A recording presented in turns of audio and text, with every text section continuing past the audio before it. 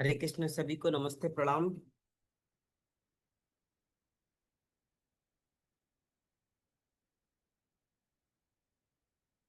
प्रणाम गुरु जी। सबको प्रणाम, सबको नमस्ते, सबको हरे कृष्ण। प्रणाम गुरु जी। आदरणीय प्रणाम हमारे, गुरु जी।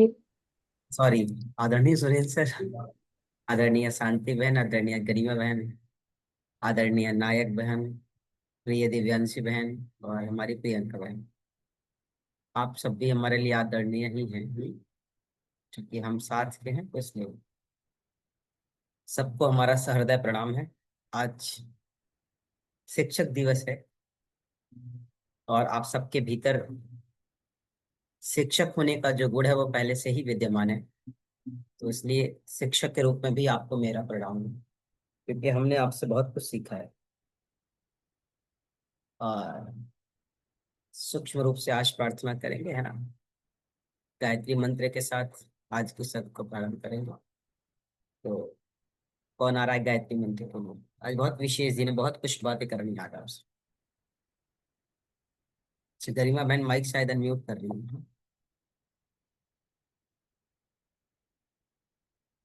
जी गुरु जी। मैंने कहा आप प्रार्थना करने जा रहे क्या? जी हाँ गुरु जी, करनी। ठीक है, आप प्रार्थना शुरू करें, फिर हम शब्द को। सभी कमर गर्दन सीधी करके बैठ जाएंगे। हाथों को ज्ञान मुद्रा में करेंगे और एक बार गहरी सांस लेते हुए अकार उकार और मकार का उच्चारण करेंगे। आंखों को कोमलता से बंद कर लें। आ,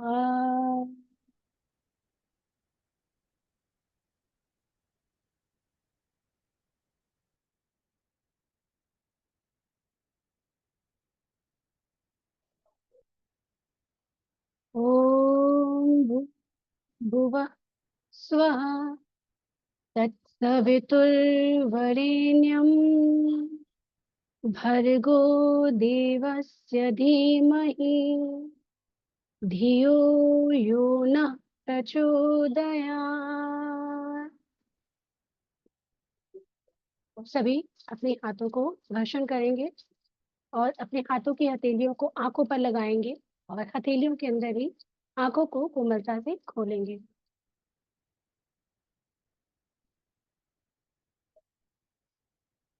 सभी को मेरा प्रणाम।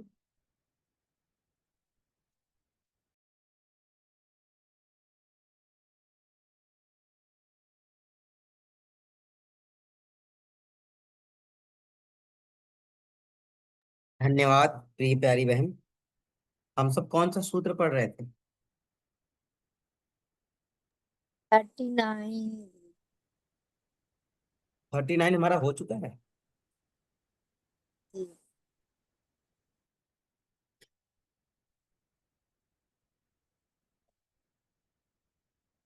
ठीक है। हमारा 39 हो चुका है ना। 40 की तरफ आज हम आगे बढ़ेंगे। 40वां सूत्र है हमारा, बड़ा सुंदर सूत्र है। 40 नंबर का सूत्र जो है बड़ा ही सुंदर है। क्यों? क्योंकि यह चित्र को नियंत्रण करने के लिए बता रहा है।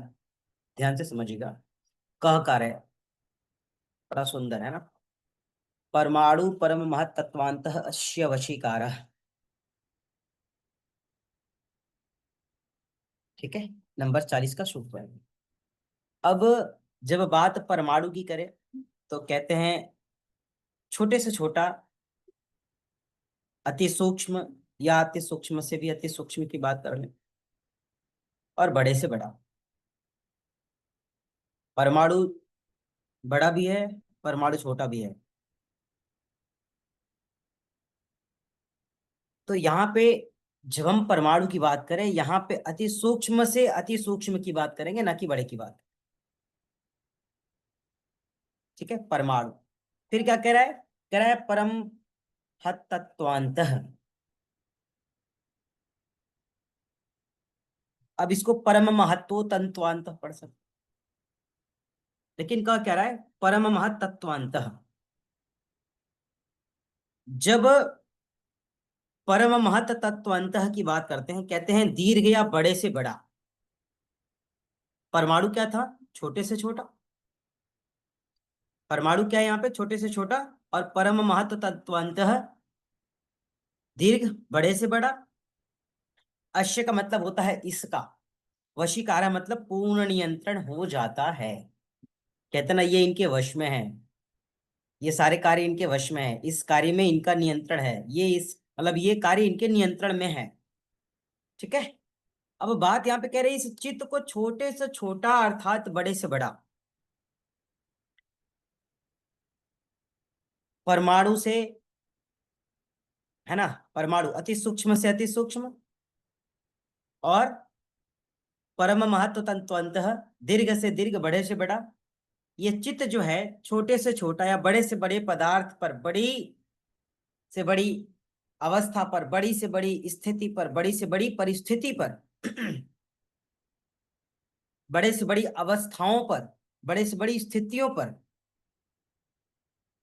अगर यह चाहे तो अपना वश कर सकता है, अपने वश में कर सकता है, इसे अपने वश के अधीन कर सकता है। वशीकारस्य।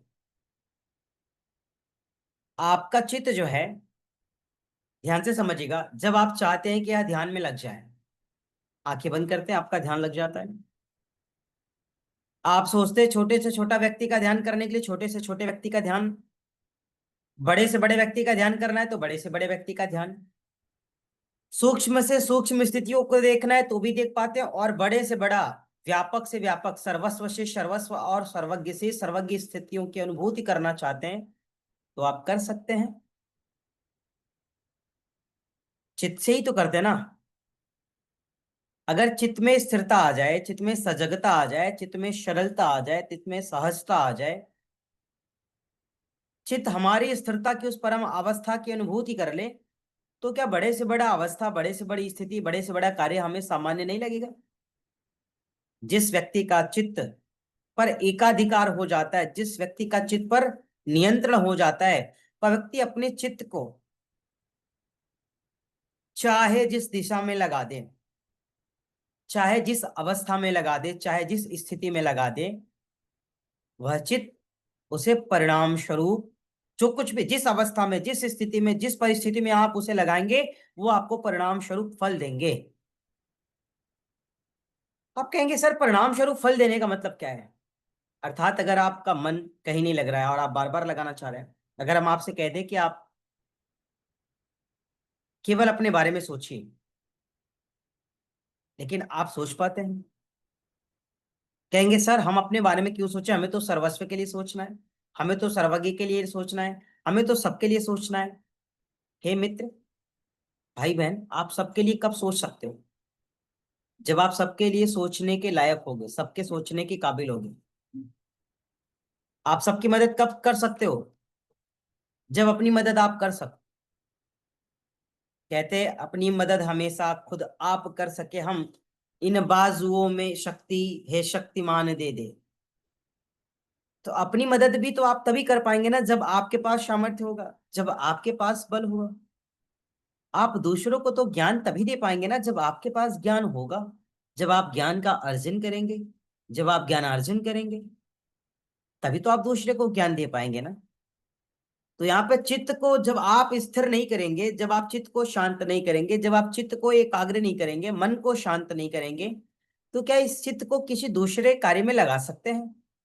और अगर लगा दिए तो क्या यह चित्त जो है आपका उस कार्य में सफलता अर्जित कर पाएगा? आप एक बार मन में विचार करके देखें। कितनी सुंदर लाइन है कि प्रभु तुम अणु से भी सूक्ष्म हो, प्रभु तुम गगन से विशाल हो, मैं मिसाल दूं तुम्हें कौन सी, दुनिया में तुम बेमिसाल हो। तो जिस प्रभु की बात कर रहे हैं वह सूक्ष्म से सूक्ष्म और बड़े से बड़ा है, बहुत बड़ा है, निराकार है, निराधार है। उसका कुछ भी आकार आप बांध नहीं सकते, कोई उसकी समय सीमा नहीं बांध सकते, उसको आप पाबंद नहीं कर सकते। लेकिन चित्त को तो आप कोई ना कोई स्वरूप दे सकते हैं ना, कोई ना कोई आकार दे सकते हैं, कोई ना कोई अवस्था दे सकते हैं, कोई ना कोई स्थिति दे सकते हैं। छोटा सा उदाहरण, आज सबको पता है कि 5 सितंबर, सब लोग आज किसका जन्म दिवस मना रहे हैं? सर्वपल्ली डॉक्टर सर्वपल्ली राधाकृष्णन। राधा कृष्ण, सर्वकृष्ण राधा। हम आज के बाद इस चीज को बेहद ईमानदारी से कहूं तो हम सब भूल जाएंगे, लेकिन जैसे ही फिर नया वर्ष आने वाला रहेगा, एक दिन पूर्व, 2 दिन पूर्व, जैसे सुरेंद्र सर, पता था कि शिक्षक दिवस के दिन आज नई कक्षाएं, नई गीता 75,000 लोगों के साथ शुरू होने वाली है और इतने ढेर सारे लोग जुड़ने वाले हैं। हम सब सौभाग्यशाली हैं जो उस 75,000वीं का 1/75,000 बन जाए। और सर आपने मुझे भी मौका दिया 75,000 का 2/75,000 बनने के लिए, और मैं बना भी। मैं कुछ देर के लिए सेशन ज्वाइन किया, मैं सेशन में था, फिर मैं वापस आया।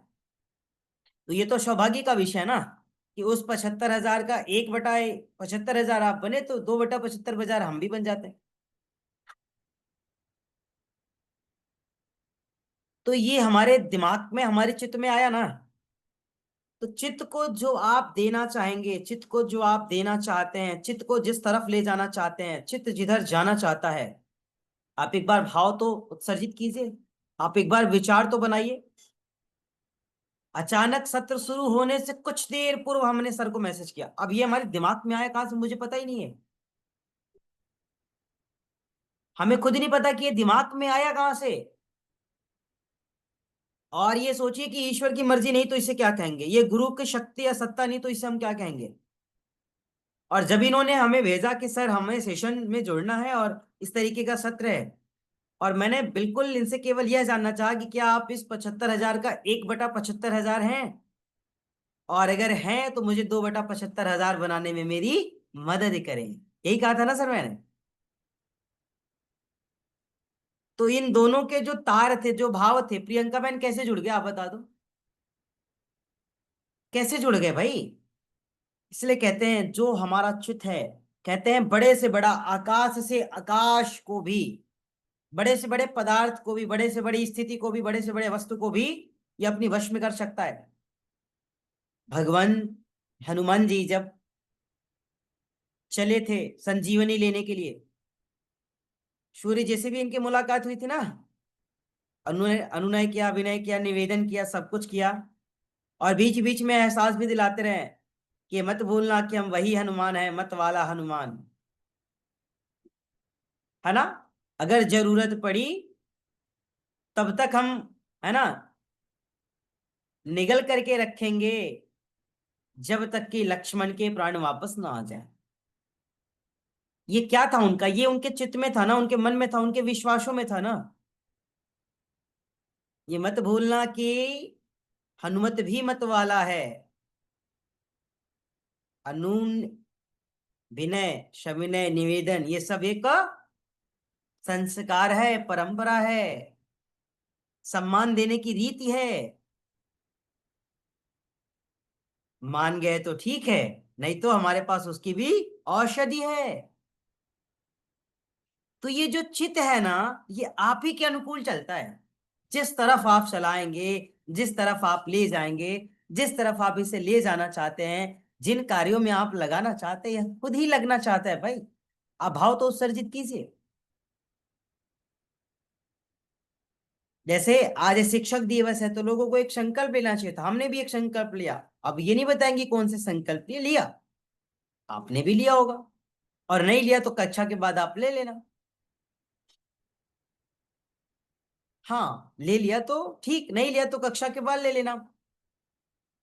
कहते हैं इस सूत्र में चित्त को स्थिर करने के बाद उसका फल क्या होता है। जैसे हम चित्त को स्थिर कर लिए ना, चित्त को स्थिर करने के बाद इसका क्या फल होगा, इस फल का वर्णन किया गया है। और वर्णित फल में चित्त को एकाग्र करने के उपाय का पालन करने से चित्त में शीघ्र ही एकाग्रता आ जाती है। उन उपायों का निरंतर अभ्यास करने से, उन उपायों में अपने को संलग्न करने से, उन उपायों का साझेदार बन जाने से, उन उपायों का हिस्सेदार, है ना, बन जाने से, या उन उपायों का सहयोगी बन जाने से हमारा चित्त खुद ही एकाग्र हो जाता है। हो जाता है ना। चित्त कहाँ भंग होगा, ध्यान दीजिए। याद है आप लोगों को जब भोलेनाथ की बारात चली थी, तो शंकर जी की जब बारात चली, तो बारातियों की तो आपको कथाएं पता ही है। कोई कुछ कोई कुत्ता, कोई ये, कोई कुछ हिरन, है ना, पता नहीं क्या क्या, वो तमाम तरीके की बाराती चल दिए। आपको तो पता है। अब किसी की इतनी सुंदर सी कन्या हो और पता चले कि ये सारे बाराती ऐसे ही है। जब बाराती उस कन्या के घर पहुंचते हैं, मतलब माँ पार्वती के यहाँ, पूरा गांव, है ना, गेट और दरवाजों को बंद कर लेता है ना। लोग बंद, अरे भाग जा भाई, बंद कर ले। क्या हो गया मैया, अरे बंद कर, ये बाराती नहीं, ये यमदूत आए हैं, यमदूत। भैया बंद कर ले गेट, नहीं मैं तो मारा जाऊंगा, तू तो मारी जाएगी, पिता भी मारे जाएंगे। क्या बाराती है कैसे, कह रहे बाराती का अभी बात नहीं है, बाराती तो आई नहीं है, अभी तो केवल आधे बाराती आए हैं। आधे बारातियों की ये हालात है। जब दूल्हे के साथ बाराती आएंगे फिर क्या होने वाला है, उसकी कल्पना कर लो। वहां पे चित्त व्यथित हुआ होगा ना, माँ पार्वती के मैया का व्यथित हुआ होगा ना। उन्होंने कहा भी कि ऐसा है, जरा मुझे बताए कि ये हमारी सुंदर सी कन्या के लिए वर किसने ढूंढ रखा था। तो अब किसी ने बता दिया है ना, कि जिस, जरूर कोई ऐसा ही व्यक्ति जुड़ा होगा जिसको बेटी नहीं होगी। कह रहे हाँ नारद जी ढूंढे, तो नारद जी की कहाँ बेटी थी बताओ। कहते अब ढूंढ के लाओ नारद। नारद को मैं बताती हूँ कि नारद तो अकेला है, नारद को तो कोई बेटी ही नहीं है, फिर नारद क्या होगा। तो मन तो व्यथित हुआ ना वहां पे। और भोलेनाथ के इतना मनाने के बाद, है ना, आप बताओ भोलेनाथ, दूल्हा कैसे जाता है, रथ से जाता है, साज सज्जा करके जाता है, शरीर पे आभूषण पहन के जाता है। भोलेनाथ जी कौन से रथ पे गए थे, बैल वाली रथ पे गए थे, आपको पता है। उनका रथ क्या था, बैल ही तो था ना। बैल से गए थे वो बारात लेके। आज किसी को दे दो बैल से बारात लेके जाएगा, कहेगा मंदिर से विवाह कर लेंगे, हम तो बैल से बारात लेके ना जाए। आप बताइए, क्या मन वहां व्यथित नहीं हुआ होगा। जिस ब्रह्मा जी ने सारा सब कुछ सिस्टम को सेट किया, क्या वो जानते नहीं थे कि कौन कौन व्यथित हो सकता है। जैसे लोगों के आभूषण से पूरा शरीर लदा होता था, भगवान शंकर के शरीर पे कौन सा आभूषण था, हीरा, बिच्छू, सर्प और तमाम तरीके की चीजें उनके आभूषण थे। यहाँ तक कि उनके शरीर पर वस्त्र भी तो नहीं थे। कमर से नीचे जो सर्प वगैरह सारे लोगों ने लपेट रखा था, वो भी बहुत प्रैक्टिस कर रहे थे कि अब तो शंकर की बारात में चलना है, छोड़ा नाच गा लेते। आप लोग भी तो प्रैक्टिस करते हैं ना रिहर्सल, हल्दी में मेहंदी में डांसर बुला करके 2-4 दिन प्रैक्टिस करते हैं, एक आध दो गानों पे सेट करते हैं कि हमें इस गाने पे डांस करना है ना। तो सर्पों ने भी अपना प्रैक्टिस किया था, सर्पों ने भी डांस कर रखी, देखो। अब जब बारात चली गई, जब द्वार पे पहुंचने वाली है, तो वो मानने वाले हैं, वो भी भगवान शंकर के आदि अर्ध शरीर को छोड़ करके चल दिए, वो भी डांस करने लगे। अब बच्चे जो गांव गांव में बैठ कथा बता रहे हैं, मैया वो नग्न है पूरा, वो दूल्हा जो है उसके सिर पे, है ना, उसके मतलब बदन पे, उसके शरीर पर कोई कपड़ा ही नहीं है। अब कैसे बताए कि वो सर्पों के कपड़े थे, वो आधे तो भाग गए डांस करने के लिए। क्या शंकर जी का मन वहां व्यथित नहीं हुआ होगा कि तुम तो हमारी, है ना, मान सम्मान ले रहे हो, आज तो मत डांस करो, कल कर लेंगे। चित्त की बात हो रही है यहाँ पे, कैसे ये चित्त तुरंत डाइवर्ट होता है, और आप जिस तरफ इसको ले जाना चाहेंगे चला जाएगा। दूसरा कहते, जब साधक को अपने चित्त पर अधिकार करने का पूरा नियंत्रण मिल जाता है, जब साधक को अपने चित्त पर एकाधिकार करने का पूरा नियंत्रण मिल जाता है, तब उस साधक के भीतर अहंकार आ जाता है, इसलिए नियंत्रण फिर छूट जाता है।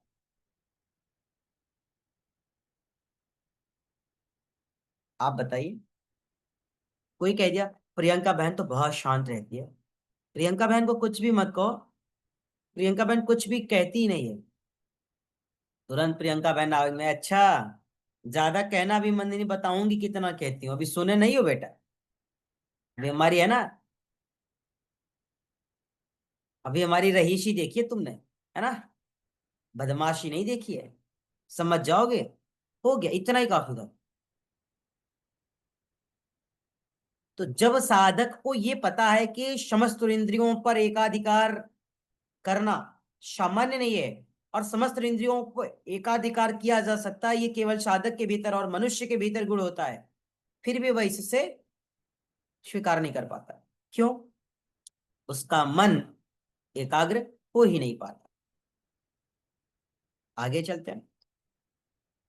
कहते हैं जब साधक का अपनी चित्त पर पूर्ण एकाधिकार हो जाना, समझ लेना कि बड़े से बड़े परमाणु शक्ति पर आपका अधिकार हो। किसी परमाणु शक्ति से कम थोड़ी है। आपको क्या लगता है इसकी ये किसी मतलब ये वन AK-47 से कमजोर है? अरे भैया ये उसका भी महारथी है। ये परमाणु बड़ी बड़ी है ना, मिसाइलों का महारथी है ये। एक बार इसको सही तरीके से प्रयोग करके तो आप देखो। लेकिन तभी जब ये पूर्ण रूप से एकाग्रचित होगा, जब ये अपनी मूल अवस्था में होगा। अभी किसकी अवस्थाओं में? अभी अपनी मूल अवस्था में नहीं है। क्यों नहीं है? आप लोगों को पता है, हम सब गाना भी सुनते रहते ना, हमारा दिल आपके पास है, आपका दिल हमारे पास। मेरे सामने वाली खिड़की में एक भैंस का बछड़ा रहता है। हम कहाँ जा रहे हैं? हंसने की बात नहीं है। ये किसी भी मिसाइल से कम नहीं है आपका चित्त, याद रखिएगा। लेकिन तब जब ये अपनी मूल अवस्था में होगा, जब ये आपके एकाधिकार में होगा, जब आपके एकाधिकार से बाहर जाने की अनुमति से नहीं होगी। और अगर आपने इतना नियंत्रण कर लिया तो समझ लेना कि सूक्ष्म से सूक्ष्म और बड़े से बड़ी स्थिति, अवस्था, परिस्थिति, क्षमता, विषमता, अनुकूलता, प्रतिकूलता, जीत हार, लाभ हानि, क्षय अपक्षय, मान अपमान, सब में आप सम रह पाएंगे।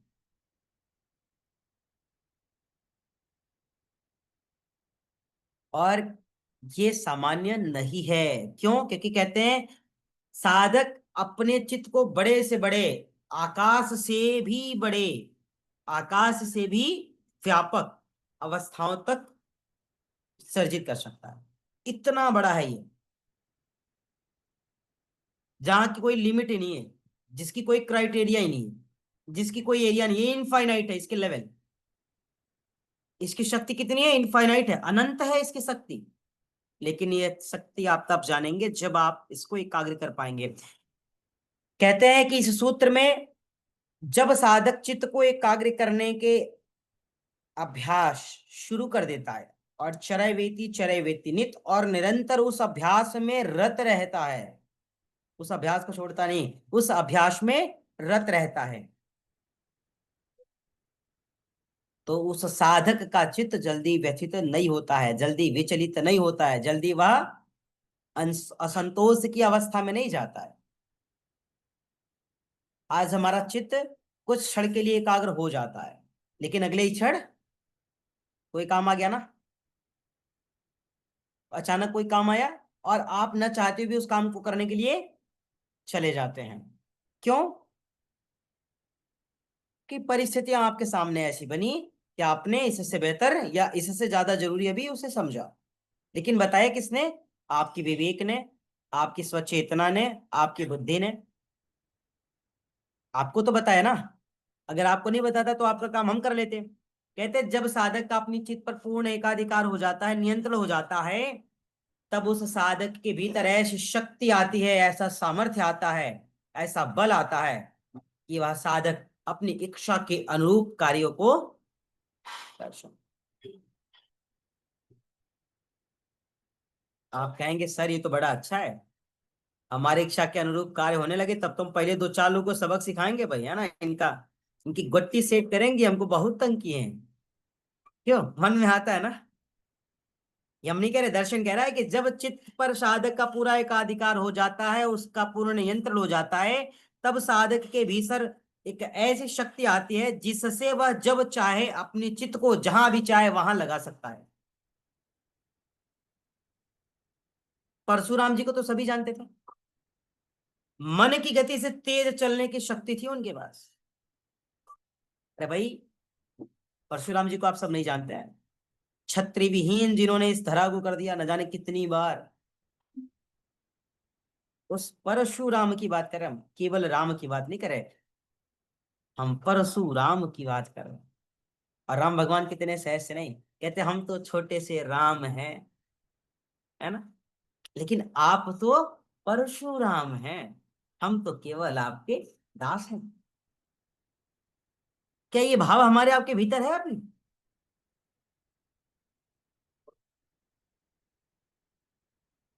आप लिखिए योगिनी तो कोई लिखेगा, है ना, महायोगिनी।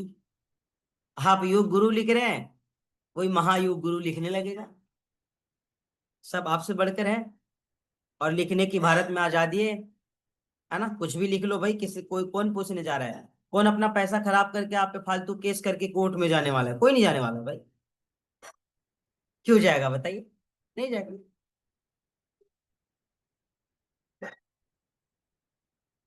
तो यहां पर साधक जब अपनी चित्त पर पूर्ण एकाधिकार करता है, तो उस साधक के भीतर की छिपी हुई जो शक्तियां होती है वो इस तरह जागृत होती हैं कि उस साधक को उसकी मूलता से, उसके वास्तविकताओं से जोड़ देती है, और वह साधक अपनी इच्छा के अनुरूप कार्यों को अंजाम दे सकता है। संकल्प शक्ति उसकी प्रबल हो जाती है, इच्छा शक्ति उसकी दृढ़ हो जाती है, विश्वास उसका अखंड हो जाता है, प्रचंड हो जाता है। तो इस मन को एकाग्र करना चाहिए या नहीं करना चाहिए, ये अब आप विचार करें कि क्या सच में मन को एकाग्र करने पर जब हमें शक्तियों की अनुभूति हो रही है। आप छोटा सा एक भाव, छोटा सा एक विषय बस इतना जान लीजिए कि आप कभी एकाग्र भी दिन ध्यान करते तो आपको लगता है कि ना आप काफी एनर्जेटिक हैं? आप बताइए। आप साउंड हीलिंग कर लीजिए, हीलिंग प्रोसेस की कोई प्रैक्टिस कर लीजिए, हीलिंग पर काम कर लीजिए, आप ब्रीदिंग पर काम कर लीजिए, आप आसन पे काम कर लीजिए, आप प्राणायाम पे काम कर लीजिए, आप ध्यान पे, किसी एक पर आप काम कर लीजिए। उस दिन आपको लगता है कि ना आपका मन शांत है, आपका शरीर स्थिर है। कुछ मत करिए, भजन सुन लीजिए, सत्संग सुन लीजिए ध्यान से। उस दिन भी लगता है कि ना हाँ, थोड़ा सा मन, थोड़ा सा शरीर हल्का हुआ है। लेकिन जब आपका चित्त सच में एक आपके अधीन हो जाएगा, आपका उस पर एकाधिकार हो जाएगा, और आपके अनुसार वह जब चाहे, जैसे चाहे, जहां चाहे वहां अपनी चित्त को लगा सकता है, तो सोचिए वो अनुभूति कैसे होगी, वो अनुभव कैसा होगा, वो अवस्था और स्थिति कैसी होगी, वो क्षण कैसा होगा, वो फीलिंग कैसी होगी। एक बार महसूस करके देख लीजिए। और जो साधक अपने चित्त को एकाग्र करने के लिए, अपने मन को एकाग्र करने के लिए केवल व केवल 10 मिनट का समय भी रोज अगर निकाल लिया ना उस पर काम करने के लिए, 10 मिनट मैक्सिमम, 10 मिनट का समय निकाल लिया उस पर काम करने के लिए, तो सारी चीजें स्वतः ही उसके अनुकूल होना प्रारंभ हो जाएगी। आ गई बात समझ में? Yes no? ये डॉक्टर सुरेंद्र सर का चित्त का एकाग्रता ही है जो इस विषम परिस्थितियों में उनको मुस्कुराने की शक्ति और साहस प्रदान करता है। ये ईश्वर की, गुरु की कृपा ही है जो चाहे जैसी परिस्थितियों में भी हमारे मुख पे मुस्कान बनाए रखता है। क्या है हमारे पास? कुछ है? कुछ हमारा है? नहीं। ना ये शरीर अपना है, ना शब्द अपनी है ना, कुछ भी अपना नहीं है। सब जिसका है उसने व्यवस्था कर रखी है। कब तक बोलना है, कैसे बोलना है, किसके लिए बोलना है, किस भाव से बोलना है, सब उसकी मर्जी, उसकी व्यवस्था है। वो जैसे चाहेगा, जहां लाभ दिलवाना रहेगा वहां आपसे स्नेही, प्रेम, अच्छे शब्दों का उत्सर्जन करवा देगा। जहां आपको नीचा गिराना रहेगा, जहां आपके स्वाभिमान को ठेस पहुंचाना है, जहां आपके अहंकार को उसको शून्य करना होगा, जहां आपको राह दिखाना होगा, वहां आपको वो गिरा देगा आपके शब्दों से ही। ऐसी चीजें, ऐसी भाषाएं, ऐसी वाणी निकलवाएगा ना कि आपका व्यवस्था ही सब सिस्टम उलट पुलट हो जाएगा। और आप कहेंगे हमें ऐसा नहीं करना चाहिए, आपको ऐसा नहीं करना चाहिए। ये सब कहने और कहलवाने का विषय है। इस भाव में, इस अवस्था में, इस स्थिति में लाने में भी किसी न किसी का योगदान है। हर मास के दहमम ताम इतनी प्री। जब सारी व्यवस्था ही उसी की है तो उसकी व्यवस्था में आनंदित रहो, व्यवस्था चाहे जो हो। और अगर ये सीख लिया तो समझ लीजिए कि चित्त आपका शांत है, जो प्राप्त है वह पर्याप्त है। आज शिक्षक दिवस था, आज हम उन बहनों का भी मैसेज देखे आदरणीय सुरेंद्र से, जिन बहनों को हम भूल चुके थे। मैं सोचा था प्रियंका बहन से पूछेंगे कि निमिषा बहन आप आपके बैच की थी या आपसे पहले की है। एक निमिषा बहन थी, बहुत ही श्रेष्ठ, काफी सीनियर थी, जिन्हें हम सब फॉलो भी करते थे, है ना, निमिषा बहन, निमिषा बहन। और उनके साल भर या फिर उनके कई बहुत विशेष फेस्टिवल पे ही कोई मैसेजेस आते हैं। तो मुझे लगा शायद प्रियंका बहन वो 2020 आपके बैच से पहले की हैं, क्योंकि आप तो 20 की हैं, मुझे पता है। जी गुरुजी, उससे पहले के हो सकते हैं हम वो। कह रहे हैं कि अगर 5 वर्षों से उन्होंने वह नंबर हमारा सेव करके रखा है, सोचिए, और 5 वर्षों में वो हमसे वार्ता एक बार भी नहीं की, लेकिन जब भी कोई विशेष दिन होता है वो हमें मैसेजेस करती हैं, बहुत सुंदर मैसेजेस करती हैं, ढेर सारे, मतलब 2 4 5 लाइन में लिख करके। तो ये क्या है? चित्त ही तो है उनका ना, जो उस उनके चित्त में हमें अभी भी जिंदा रखा हुआ है। कहते कुछ काम करके जाना, दुनिया में रहने वाले जाते हैं रोज लाखों बेकार खाने वाले। तो कुछ होगा, चित्त में बने हैं। ऐसे बहुत से लोग हैं जो चित्त में नहीं भी हैं। ऐसे बहुत से लोग हैं जो हमारे और आपके चित्त में आते हैं और चले भी जाते हैं। ऐसे बहुत से लोग हैं जो हमारे चित्त को भी व्यथित कर जाते हैं। ऐसे बहुत से लोग हैं जो हमारे चित्त को भी आनंदित कर जाते हैं। तो तुलसी इस संसार में भांति भांति के लोग, लेकिन सब अपनी व्यवस्था और हमारी कर्म फल के सिद्धांतों के अनुरूप पूर्व जन्म के जीवन में जो हमें शुभ और अशुभ संस्कार करने का जो शुभ अवसर मिला था, उसके शुभ और अशुभ संस्कारों की फलस्वरूप ही हमें लोग मिलते हैं, हमसे लोग मिलते हैं और हमसे लोग बिछड़ते हैं, है ना। अन्यथा कोई किसी से मिलने वाला नहीं है। 146 करोड़ भारतीय में हम 1/146 करोड़ की भूमिका में है, ये सबको एहसास होना चाहिए। आपको भी होना चाहिए कि आप भी 1/146 करोड़ में हो। तो 1/146 करोड़ का मतलब ये कि हम अपने हिस्से का कार्य कर लें। क्यों शांति बहन?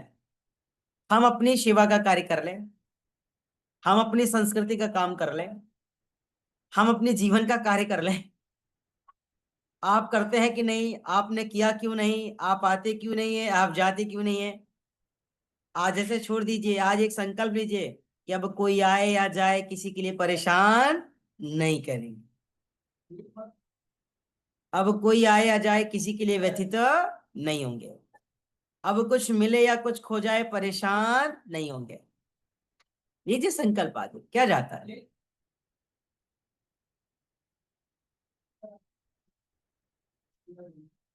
बताइए, भगवान श्री राम पूरी अयोध्या छोड़ के चले जाते हैं भैया, पूरे अयोध्यावासी दुखी रहते हैं, पूरा अयोध्यावासी दुखी रहता है। खुद भरत जी, कभी चेहरे पे मुस्कान उनके ना आई होगी जब तक श्री राम न रहे। लेकिन आज अगर जिस दिन भाई छोड़कर चला जाता है, असली खुशी उसी दिन आती है। चलो अच्छा हुआ, अब तो इस पूरे मकान पर हमारा ही केवल अधिकार है ना। अब तो पूरी फ्लैट के मालिक हम ही हैं अब तो। क्यों? चित्त में दूषिता है, चित्त में मलिनता है, चित्त में व्यथता है, चित्त में चिंताजनक संस्कार छिपे हुए हैं। चिंतन में उसे स्वीकार करा दीजिए, सारी व्यवस्थाएं परिवर्तित हो जाएंगी। इसलिए आपको अपनी चित्त को शांत करने के लिए, मन को शांत करने के लिए, बुद्धि को शांत करने के लिए, अंतस को शांत करने के लिए, अंतस की पवित्रता के लिए आपको रोज अपने लिए 10 मिनट निकालना आवश्यक है। मेरा मतलब नहीं समझ पाए शायद। 10 मिनट अपने लिए का मतलब यह है कि रात को शयन के समय अपनी इस जीवन की लीला के बारे में 10 मिनट विचार करें। इस शरीर से, इस शब्द से, इस मुख से, इस मुखार बिंदु से कितनी बार भगवान का नाम लिए, कितनी बार अच्छा कार्य करने के लिए मन में अच्छी चीजें उत्सर्जित हुई, कितने लोगों के लिए सहयोगी की भावना आई, और कितना बेहतर करने के लिए हम अपने को खड़ा कर पाए। इसके लिए आप रोज 10 मिनट निकालिए, चिंतन करिए। मात पिता भ्राता सब होई, संकट में पूछत नहीं कोई। आप धरा को छोड़ करके जब जाओगे ना, आपके हिस्से के जब का फल आपकी पत्नी को नहीं मिलने वाला है, पत्नी के हिस्से के जब का फल आपको नहीं मिलने वाला, बेटा कर्म करेगा उसकी प्राप्ति आपको नहीं। तो आपको अपने जीवन को कृतार्थ करना है, इसलिए आप अपने हिस्से की असली कमाई, अपनी खुद के जीवन की वास्तविकताओं की, जीवन की अनुशासन की, जीवन के अध्यात्म की, उन समस्त विषयों का अनुकरण करें, उन्हें स्वीकार करें और उन पर काम करें, जिससे आपका जीवन कृतार्थ होने वाला है। ये आज शिक्षक दिवस पर विशेष है। बेटा के लिए बहुत सोच लिया, भाई के लिए बहुत सोच लिया, माता पिता के लिए। सर हम तो करेंगे ना, साधना करेंगे 60 के बाद। इस क्षण का भरोसा नहीं, उस क्षण के लिए आप अभी प्लान कर रहे हैं। 60 के बाद हम रहे ना रहे, यह जीवन रहे ना रहे, फिर इसका मतलब कि अगर हम ना रहे तो फिर तप भी ना होगी, फिर तो अपने हिस्से की साधना भी नहीं होगी। कहते रहे अभी इस तरीके की वेशभूषा क्यों बना लिया, अभी तो बहुत समय है, बहुत समय है, हो सकता है ये बहुत समय का अगला समय हमारे लिए ना हो, समय रहेगा ईश्वर के लिए हो। तो फिर कार्यों में क्यों विराम देना, कार्यों को क्यों कल के लिए टालना, क्यों अपने जीवन का हिस्सेदार किसी को बना करके और अपने जीवन की ही लीला को उसके हाथों से लिखवाने पे तुले हुए हैं। आपके जीवन की गाथा है, आपके जीवन की कहानी है, आपके जीवन का सार है, आपके जीवन का सारांश है, आपके जीवन का मर्म है, लिखना आपको है। कोरा कागज आपके पास, आप जैसा चाहे वैसा भर दो उसमें। यह जीवन एक पूरे कागज की तरह है। अच्छे संस्कार, अच्छे कार्य, सत्संग, संगति, साधना, नाम जब, जो कुछ है आपको इस पूरे कागज को भरना है, आप भर दो। क्योंकि आप भरोगे तो फल आप ही को मिलेगा। ठीक है शांति बहन, जब हम सब छोटे छोटे थे, माता पिता के कैसे सपने रहे होंगे, क्या क्या सपने थे। हम सब ने कभी सोचा भी नहीं था कि माता पिता रहेंगे कि नहीं रहेंगे हमारे साथ, कब तक रहेंगे कोई। आज सारी व्यवस्थाएं बिल्कुल उसके हिसाब से चल रही है और हम रह रहे हैं ना, रह रहे हैं। वो चले गए, हमारे कर्मों का फल उनको मिला नहीं मिला। वो अपनी साधना को छोड़ करके हम लोग को तैयार करने के लिए समस्त जीवन को आहूत कर दिए ना। वो हमें और आपको संवारने के लिए, हमें और आपको सजोने के लिए अपनी समस्त जीवन की आहुति दे दी ना। लेकिन वो तो ऐसी रह गए बेचारे। तो कम से कम हम इस प्रकृति की व्यवस्था में जरूर रहें, लेकिन नित्य अगर प्रतिदिन 10 मिनट का समय भी अगर आप निकाल लिए ना, तो याद रखिएगा जीवन कृतार्थ हो जाए। सुन पा रहे आप सब? ठीक है, तो आज केवल एक ही सूत्र, 40 नंबर के सूत्र, क्योंकि संख्या 40 पे रुकेगी। और आज कुछ विशेष बातें हैं जो आपके लिए है ना। मेरी बात को ध्यान से सुन रहे हैं आप सब? योग दर्शन का 40 नंबर का सूत्र कंप्लीट हो चुका है। आज गुरु है ना का दिन है, आज शिक्षक का दिन है। और एक बार हम फिर से वो लाइन आपको बताएंगे जो आपको मैंने एक बार बता दिया है। क्या है गुरु की विशेषता, क्या है गुरु का महत्व, क्या है गुरु तत्व, उससे आप परिचित हो जाए, जो आप सबके भीतर विद्यमान है। गौतमी बहन सुन पा रही हैं क्या?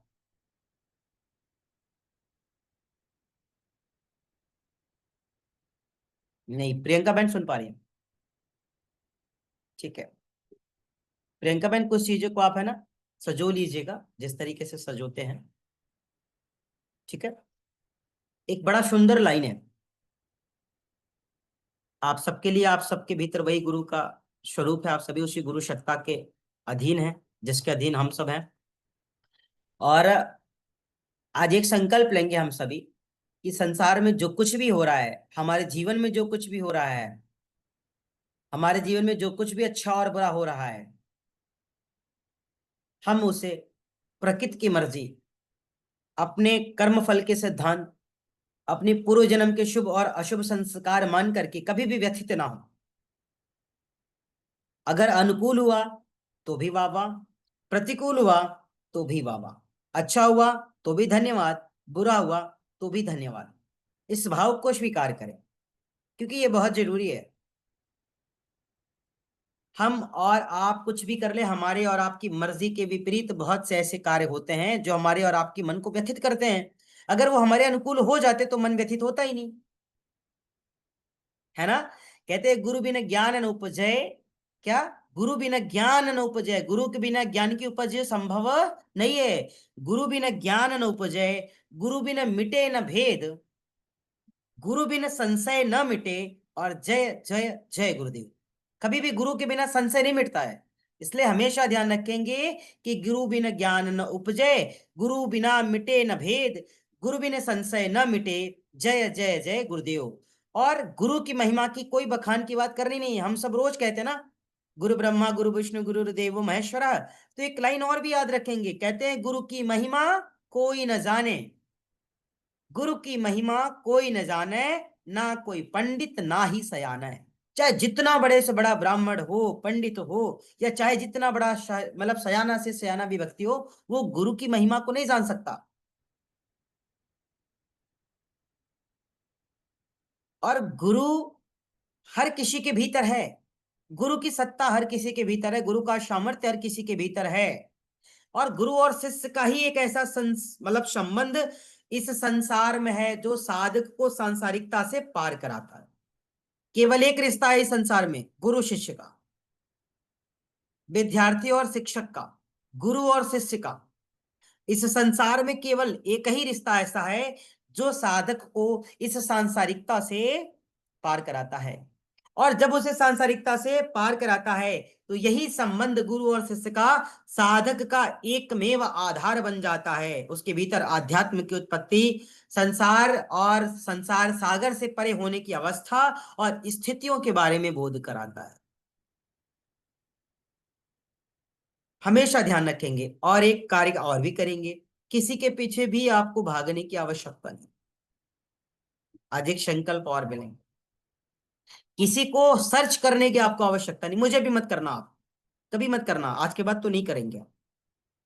किसी के पीछे भागने की कोई आवश्यकता नहीं है, किसी को बहुत सर्च करने की आवश्यकता नहीं है, किसी को बहुत केयर करने की आवश्यकता नहीं है, किसी को बहुत फोकस करने की आवश्यकता नहीं है। अगर आवश्यकता है फोकस करने की, आवश्यकता है केयर करने की, आवश्यकता है सर्च करने की, तो खुद को करेंगे।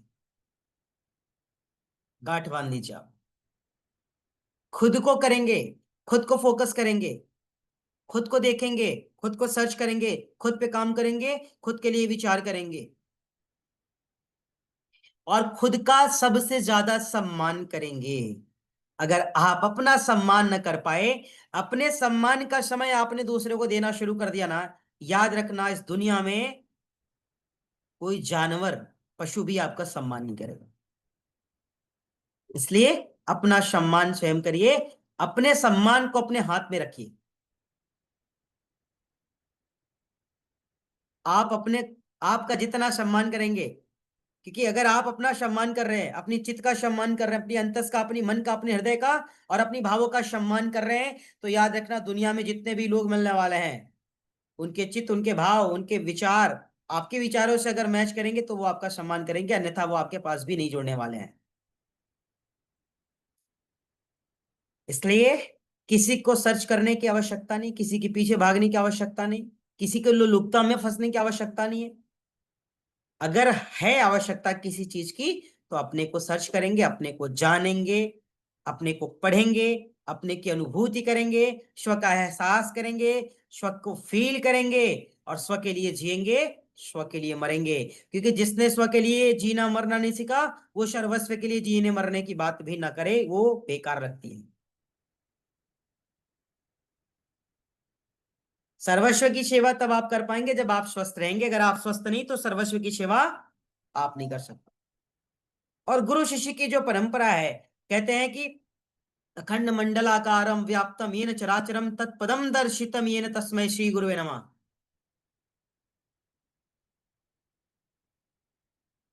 तत्पदम दर्शितम येन तस्मै श्री गुरुवे नमः। और किसी भी गुरु की बात जब जीवन में आना आरंभ हो जाए ना, याद रखना जीवन किसी विशेष दिशा की ओर है, क्योंकि किसी भी गुरु की भाषा, किसी भी गुरु का शब्द, किसी भी गुरु की बातें जीवन में ऐसे ही नहीं आती है। ज्ञान प्रकश्या गुरु मिल्या सो जनी बिसरी जाए, और जब गोविंद कृपा करी है तब गुरु मिल्या आए। तो कभी भी किसी के जीवन में गुरु का आगमन ऐसे नहीं होता है। जब सच में उस भगवान की, जब सच में उस ईश्वर की, जब सच में उस गोविंद की कृपा होती है, तब हमारे और आपके जीवन में माता पिता रूपी, भाई बहन रूपी, गुरु शिष्य परंपरा रूपी कोई न कोई गुरु का आगमन होता है, जो हमारी जीवन को एक नई दशा और एक नई दिशा देता है, जिससे हमारा जीवन शत पथ पर चल करके सतमार्ग के लिए कार्य करे और जीवन को थानों में अपना संपूर्ण निछावर करते हुए इस जीवन को कृतार्थ करे। यह तभी संभव है, अन्यथा इस जीवन को कृतार्थ करना शायद सामान्य विषय नहीं है।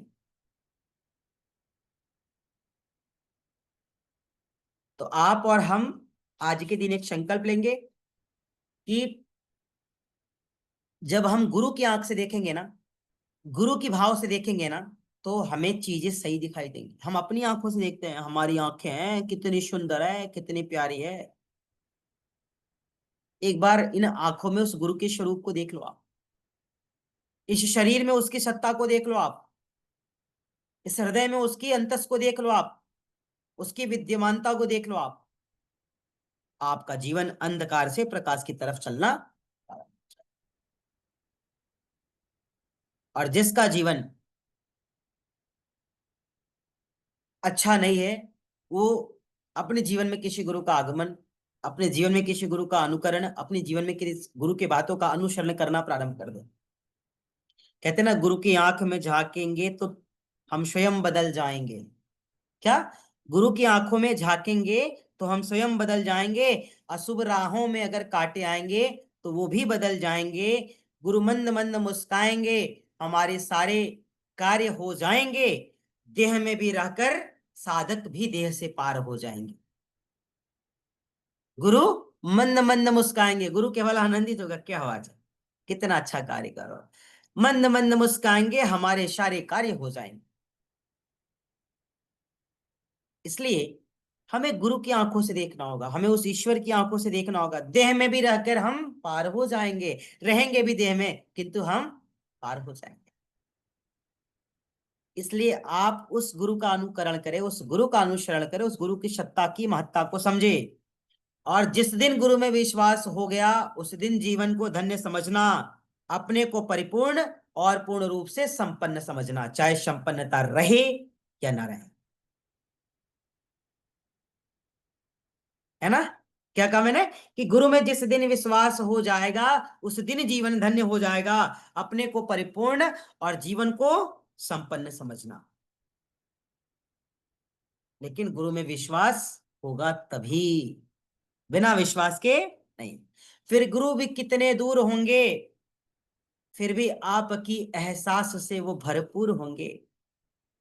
फिर गुरु भी कितने दूर होंगे किंतु आपकी एहसास से वो हर पल भरपूर होंगे। गुरु की ममतामयी हाथों से कभी नेह का मौका पाओगे, उस दिन तुम भी विदेह हो जाओगे। जिस दिन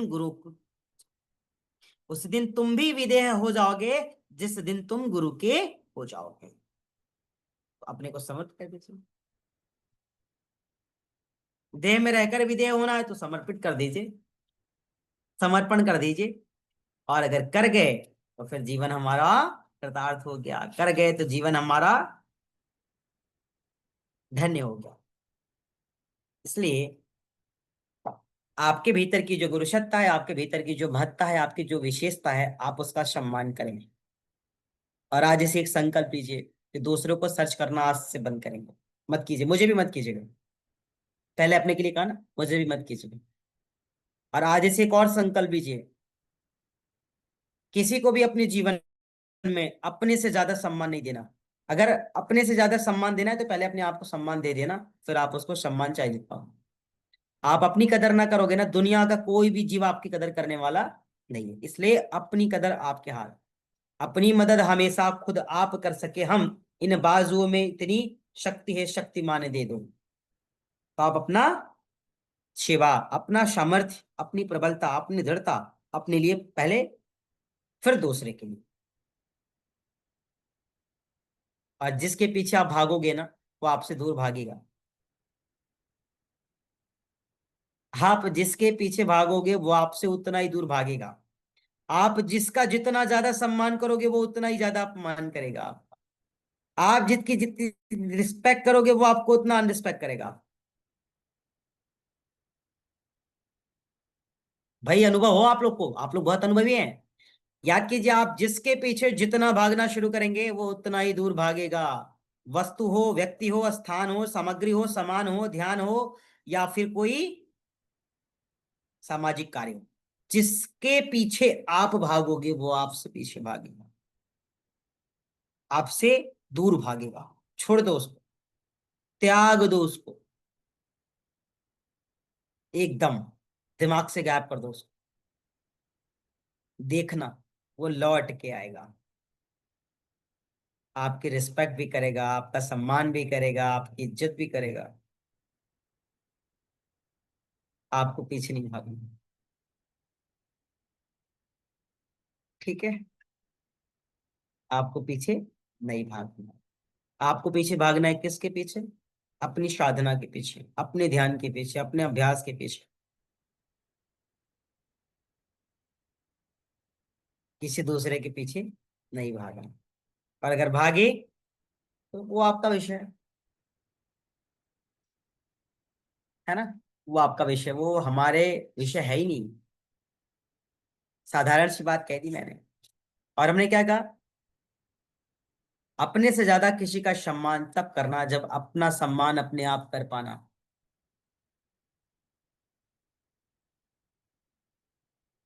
कर पाते हैं आप अपना सम्मान?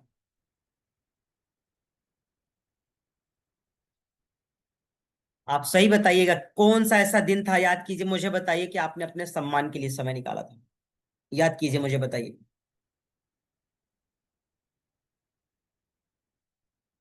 याद कीजिए, कोई समय बताइए।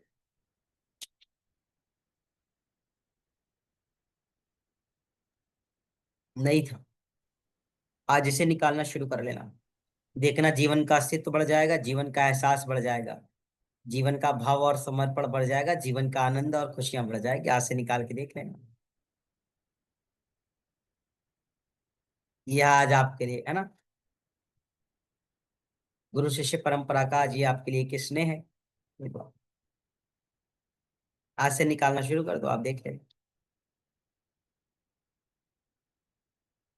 और हमने क्या कहा? आपने अपना सम्मान जिस दिन गवाया, याद रखना, इस धरा में एक भी जीव ऐसा नहीं है जो आपका सम्मान करने के लिए खड़ा होगा। क्यों? आपके भीतर रियल सोल है। जब हम इस रियल सोल को नहीं समझ पाए, इसकी सम्मान नहीं कर पाए, इसको रिस्पेक्ट ना दे पाए, तो इस बाहर के शरीर को कोई भी सोल रिस्पेक्ट देने के लिए आएगी नहीं, आएगी नहीं। इसलिए जो आप है वो आप जानते हैं, जो आपके भीतर है वो भी आप जानते हैं।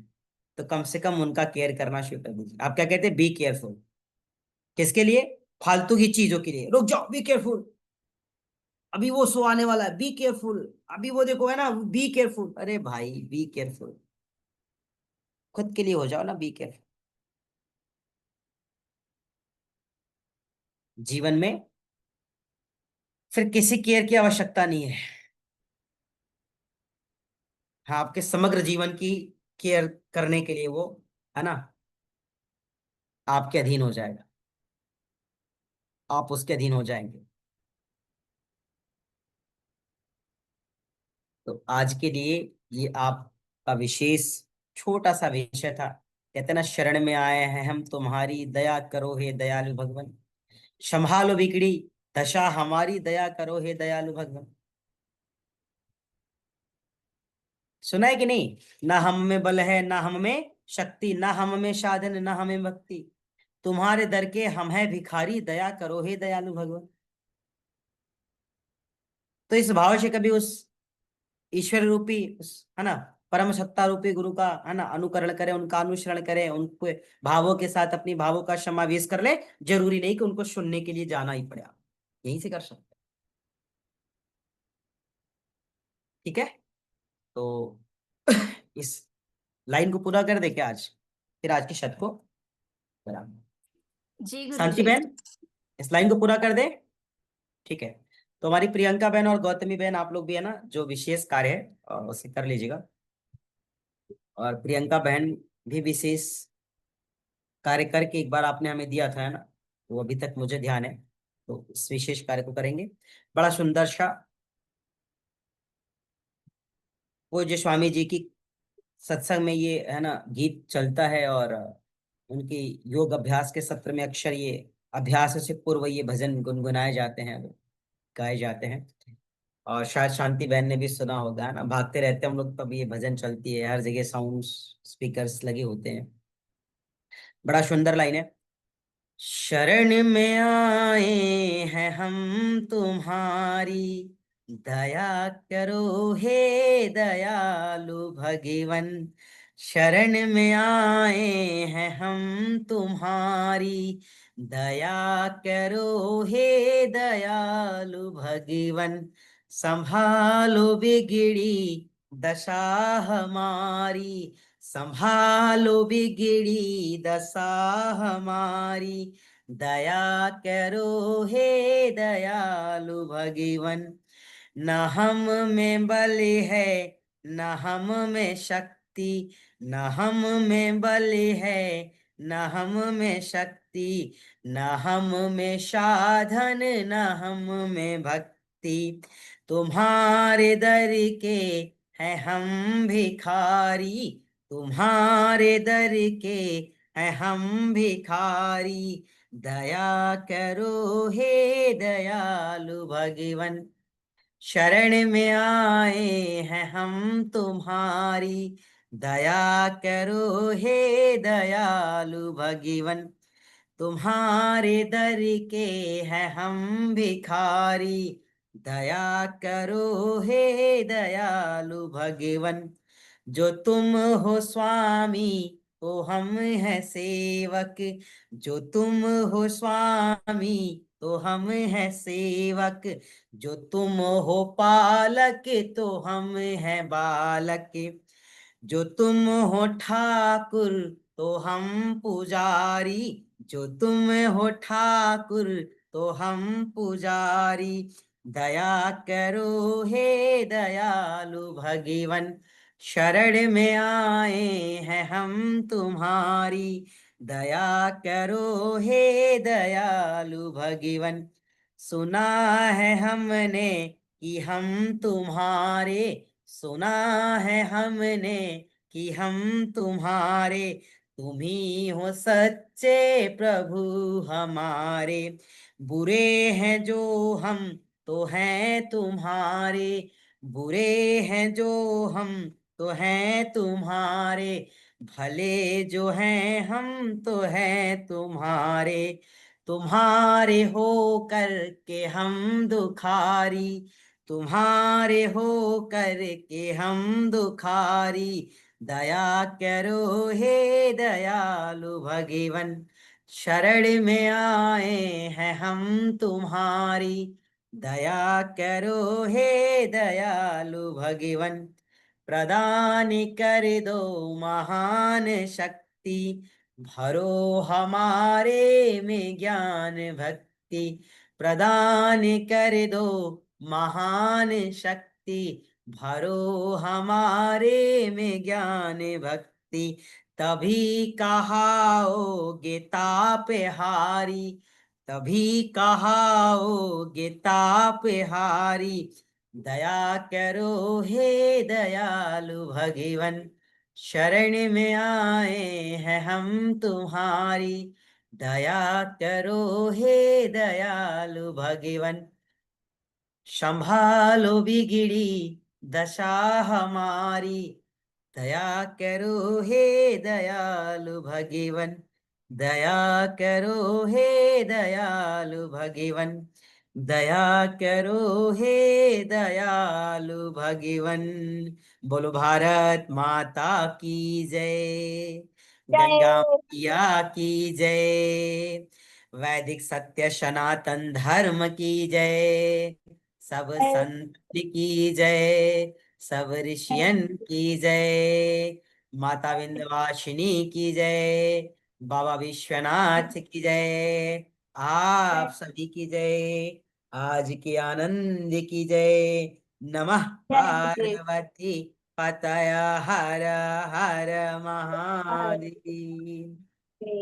सबके भीतर विद्यमान उस परम सत्ता को हमारा सहृदय प्रणाम। ठीक है, तो कभी कभी धन्यवाद भजन गुरु। करेंगे, कभी सुंदर कभी। प्रियंका। हाँ प्रियंका बहन, क्या हो गए? धन्यवाद गुरु जी, बहुत सुंदर, बहुत अद्भुत भाव वाला भजन।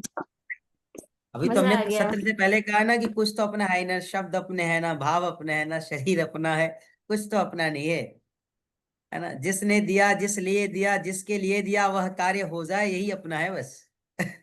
हम आप निमित्त है, ये अपना है कि हम आप निमित्त बन करके कुछ अच्छा कर पाए लोगों के लिए, समाज के लिए, और है ना, जरूरतमंद के लिए।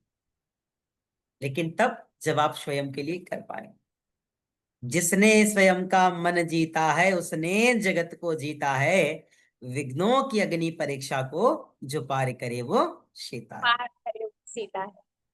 तो फिर आप सब तो ऑलरेडी रामकृष्ण और है ना, ऋषि ऋषिकाओं की, वीर वीरांगनाओं की वंशज हैं, उनके अंश हैं। आपके भीतर तो अथाह असीम है ना, सामर्थ्य का भंडार छिपा हुआ है। आप सब तो शक्ति और सामर्थ्य का एहसास कर जीवन को कृतार्थ करें। हमारी शुभकामनाएं आपके लिए। ठीक है, तो आज के सत्र के लिए इतना ही।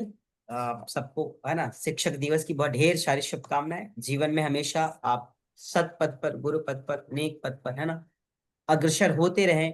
और स्व के साथ साथ, स्व के उत्थान के साथ साथ, परिवार के उत्थान के साथ साथ, समाज के उत्थान के साथ साथ, देश व राष्ट्र का भी उत्थान कर सके, इस तरीके से आप अपने आप को तैयार करें। ठीक है। और जी लास्ट बात, मैंने कहा ना, आज से सर्च करना छोड़ देंगे, किसी को भी नहीं करेंगे, किसी के पीछे नहीं जाना है। अपने से ज्यादा किसी का सम्मान नहीं। इसका मतलब ये नहीं कि किसी का अपमान करना, नहीं नहीं। किसी का अपने से ज्यादा सम्मान नहीं, पहले स्व का सम्मान। क्योंकि ये शरीर के भीतर जो सोल है, रियल सोल ना, वो जानता है कि ये शरीर हमारी ही सम्मान नहीं कर रहा, तो फिर ये दूसरे का क्या करेगा। तो इस सोल का भी बाहर से शरीर रूपी दिखने वाला, यह जो हमारा आकार है, इसका सम्मान कोई सोल करने के लिए तैयार होगी नहीं। इसलिए पहले स्व का सम्मान। स्व के लिए जीना मरना सीखे, है ना, स्व के लिए कुछ करना सीखे, फिर सर्वस्व और समाज और देश के लिए। ठीक है, तो आज के लिए इतना ही। और कल शनिवार है, कल एक बार हम आप सबसे कनेक्ट होंगे। और कल से हो सकता है शाम से शायद वो प्राणायाम की कक्षाएं प्रारंभ हो जाए, और कुछ विशेष चीजों के साथ हम मंत्रणा करके फिर चीजों को कंटिन्यू करेंगे। तो आप सब अपनी इस ऊर्जा और उत्साह को बनाए रखें। जो आ रहा है उसका बहुत स्वागत है, जो नहीं आ रहा है उसका हृदय की अनंत गहराइयों से स्वागत है ना। जो आ जाएगा उसका भी स्वागत होगा भर भर के, जो नहीं आएगा उसके स्वागत के लिए हम सब हमेशा तैयार रहें। तो सबका धन्यवाद, सबका शुक्रिया, सबको भगवान सत बुद्धि दे, विवेक दे, सद्ज्ञान दे, सब उत्तम पथ के पथिक बन जीवन को कृतार्थ करे, ऐसी हम सबकी सहानुभूति और सप्रेम सबके साथ होनी चाहिए। ठीक है। जी गुरु जी। प्रणाम गुरु जी। सबको प्रणाम। धन्यवाद गुरु जी, प्रणाम गुरु जी। धन्यवाद बड़ी बहन, प्रणाम प्रणाम। गुरु जी, प्रणाम। सबको प्रणाम, सबको नमस्ते।